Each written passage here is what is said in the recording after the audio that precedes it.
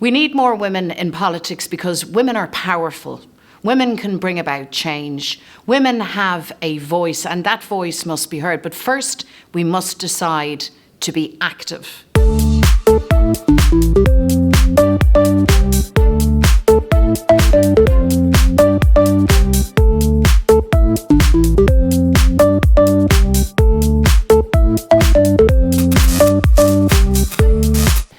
My pathway to political activism was probably through youth work as a young person and a leader, working with young people on things like leadership, mental health, the rights of refugees. I have always been interested in helping my community. When I came out of university, I went straight into working in the homeless sector here in the city, and that's where I sparked an interest in terms of being able to help people. And that has been my political activism. I think as one that values equality, and that as one who values and can see the potential of a united Ireland, for me Sinn Féin was the best fit.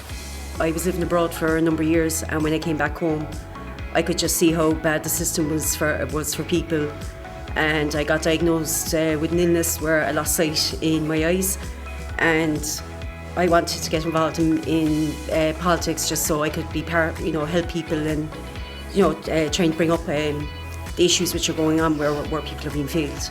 I got involved in Sinn Féin because working in the NGO sector, we engaged with every political party across the spectrum, and we saw the responses that we got from different parties. When you submit a report or when you make a recommendation on legislation, very often it's simply filed on a desk and you get a thank you.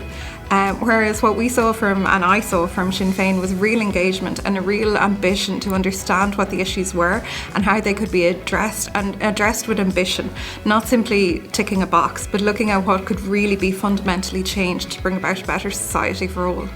I love people, I support social justice, and I believe that through politics I can do better. I can advocate for the community and also, why not, the entire island.